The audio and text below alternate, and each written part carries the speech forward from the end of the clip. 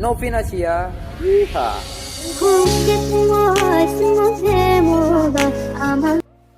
Hai, saya Lucia Dedo, mahasiswi dari Politeknik Kupang, jurusan Teknik Elektro, Prodi TKJ, NIM 192373561. Dalam video kali ini saya akan menjelaskan bagaimana merakit sebuah CPU dengan harga 40 juta.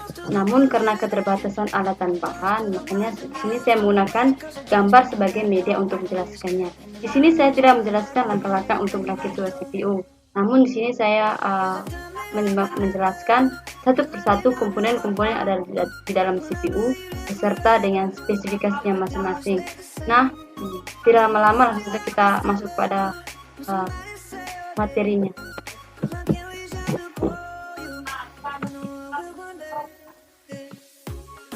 Jadi yang pertama prosesor. Saya di sini menggunakan prosesor dengan merek Intel Core i7 generasi ke-9. Jadi Intel Core i7 adalah salah satu varian prosesor Intel Core generasi ke-9. Prosesor variasi 14 mm ini memiliki 8 core dengan 8 thread. Spesifikasinya yang pertama itu jumlah inti ada 8, terus frekuensi dasar prosesor sama dengan 3,8 MHz, kekuatan desain thermal sama dengan 95 volt, RAM CPU sama dengan Smart Tape 12 MB, soket LGA 1151, tipe memori DDR4 2666, kecepatan clocknya ada 3,6 MHz, max memori sama dengan 128 GB, dan harga dari prosesor ini sendiri mencapai 8.380.000. Jadi fungsi dari prosesor ini sebagai otak atau pusat dari seluruh kegiatan dari komputer.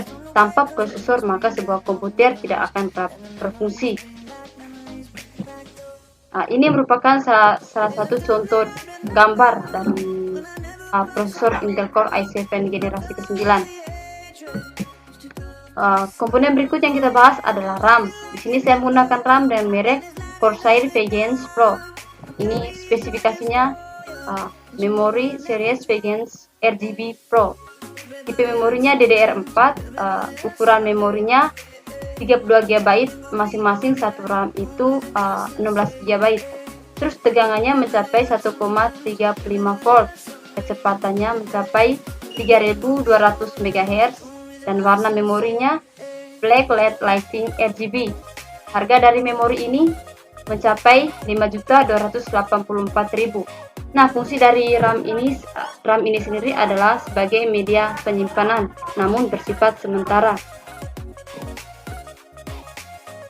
Nah, ini merupakan salah satu contoh atau gambar dari RAM Corsair Vengeance Pro RGB. Nah, komponen berikutnya yang kita bahas adalah motherboard. Ini motherboard dengan merek ASRock Z390 Pentium Gaming 4. Di sini spesifikasinya motherboard ini support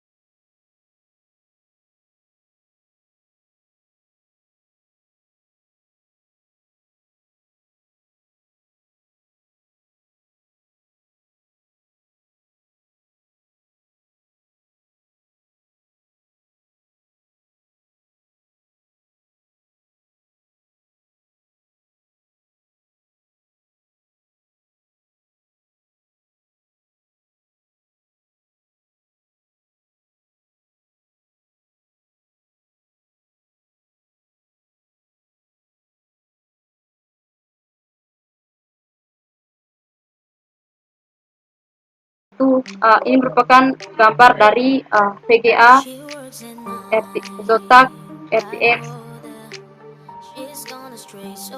Berikut water cooling atau fan. Di sini saya menggunakan fan dengan merek Corsair Hydro Series H11 Pipes i Pro. Spesifikasinya, Corsair Hydro Series H11 Pipes i Pro RGB adalah sebuah pendingin prosesor cair all-in-one yang memiliki performa ekstrim untuk case yang mendukung pemasangan radiator berukuran 280 mm. H11 Pipes i Pro RGB menggunakan dua kipas dengan ukuran 140 mm. Nah, terus kipas ini terbuat dari aluminium ditambah dengan copper material. Terus fan ini support terhadap prosesor Intel Core 115, terus Intel 2011 sampai 2066, AMD, AM3, AM2, AMD, AM4. Dimensi produknya atau ukuran tuh mencapai 305 mm kali 143 mm kali 26 mm. Terus kipas fan dimensinya 140 mm kali 2. Kecepatan kipasnya mencapai 1200 rpm. Harga dari fan ini sendiri mencapai 2.285.000. Jadi fungsi dari fan ini sendiri yaitu sebagai pendingin dari sebuah CPU. Dia yang berfungsi untuk mengatur suhu dalam CPU dan itu juga akan mempengaruhi kecepatan kinerja dari sebuah komputer. Ini salah satu gambar. Ini adalah contoh gambar dari fan. Yang berikutnya ada komponen SSD atau singkatannya itu Solid State Drive. Di sini saya menggunakan SSD dengan merek Samsung SSD 860 EVO. Nah, kelebihan dari SSD ini adalah performa tinggi, harganya kompetitif, terus cocok untuk upgrade laptop. Nah, spesifikasinya IPS Samsung 860 EVO 500 GB, terus model kode MZ76E500BW dalam kurung 500 GB. Terus memori penyimpanan 500 MB, daya rendah DDR